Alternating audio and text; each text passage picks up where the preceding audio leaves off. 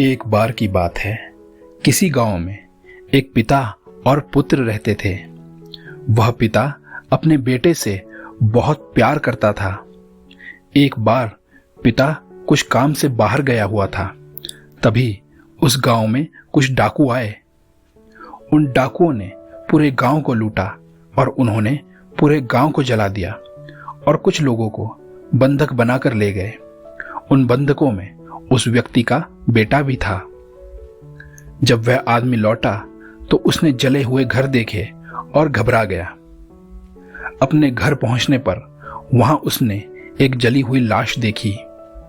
उस जली हुई लाश को उसने अपना बेटा समझ लिया और बेकाबू होकर रोने लगा।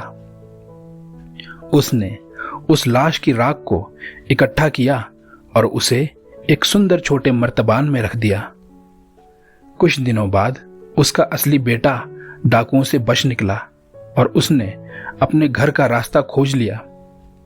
वह आधी रात को अपने पिता की नई झोपड़ी में पहुंचा और दरवाजा खटखटाया।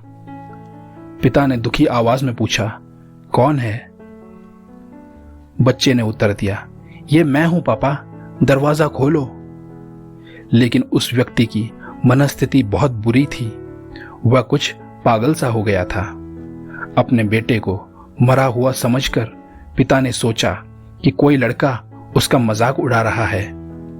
वह चिल्लाया, चले जाओ यहां से। काफी देर तक दरवाजा खटखटाने के बाद भी उसने दरवाजा नहीं खोला तो वह बच्चा वहां से चला गया। उसके जाने के बाद उस व्यक्ति ने फिर अपने बेटे की याद में रोना शुरू कर दिया। इस दुनिया में कभी कभी हम किसी तथ्य को बिना जाने उसे सच मान लेते हैं और उस विचार से हम इतना अधिक चिपके रहते हैं कि सत्य के सामने आने पर भी हम उस पर विश्वास नहीं करते हैं। हमें अपनी आंखें खुली रखनी चाहिए और तथ्यों का सही आकलन करने के बाद ही किसी निष्कर्ष पर पहुंचना चाहिए। अन्यथा सच के आपके दरवाजे पर आने पर भी आप दरवाजा नहीं खोलेंगे। धन्यवाद।